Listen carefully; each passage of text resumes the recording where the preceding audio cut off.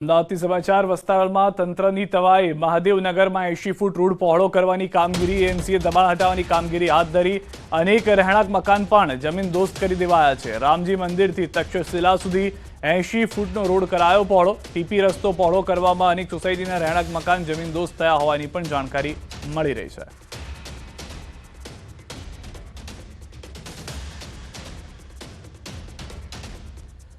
તો હાલમાં જે પોતાને દાદા સમજી રહ્યા છે તે દાદાઓની હવા કાઢવામાં આવી રહી છે। દ્રશ્યો આપ જોઈ રહ્યા છો આરોપીઓના સરઘસ કાઢવાને લઈને દ્રશ્યો જે અમે આપને બતાવીશું કે જેમાં પોલીસે આરોપીઓનું સરઘસ જે કાઢવાનું છે તે શરૂ કર્યું છે। હાલમાં રખિયાલ બબાલને લઈને જે દ્રશ્યો હતા કે જેમાં કેટલાક આરોપીઓ ખુલ્લેઆમ આતંક મચાવતા હતા। પોલીસ વિભાગના પણ લોકો તેમનાથી ડરીને ભાગતા હતા એવા દ્રશ્યો પણ જોયા આપણે।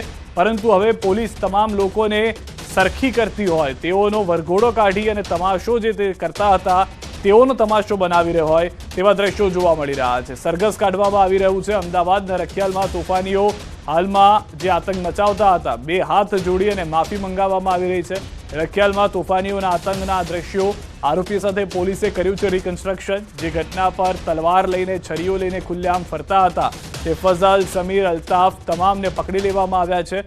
રખિયાલમાં તોફાનીઓના તમાશાને લઈને હાલમાં જે આતંક તેમનો હતો લોકો ડરતા હતા। પોલીસના કેટલાક લોકો પણ હતા કે જેઓ ડરીને પીસીઆરમાંથી જતા હતા। એ તમામ લોકો ઉપર કાયદાકીય કાર્યવાહી કરવામાં આવી, ખાતાકીય કાર્યવાહી કરવામાં આવી છે।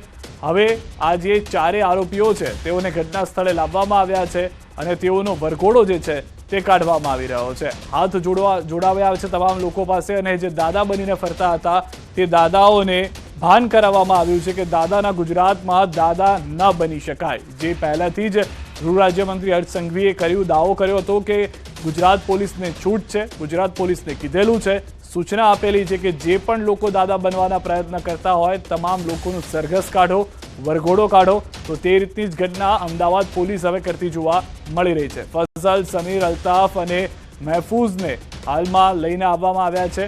સૌથી વધારે મહત્વની જાણકારી અલ્તાફની તબિયત નાદુરસ્ત હતી કેમ કે તે ભાગતો હતો અને તે દરમિયાન પડી ગયો હોવાની જાણકારી હતી પોલીસ સાથેની। તે ડ્રીલ દરમિયાન તે પડવાને કારણે હોસ્પિટલમાં ગયો હતો। વધુ જાણકારી ન્યૂઝ 18 સંવાદદાતા મૌલિક પાસેથી મેળવીશું।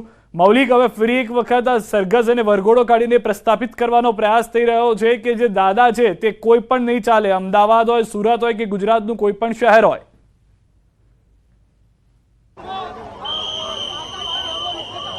સિદ્ધાર્થ, ચોક્કસથી જે રીતે આરોપીઓએ રીતસરનું રખિયાલ અને આસપાસના વિસ્તારમાં આતંક ફેલાવવાનો પ્રયત્ન કર્યો હતો પરંતુ ત્યારબાદ તાત્કાલિક જે છે તે ક્રાઇમ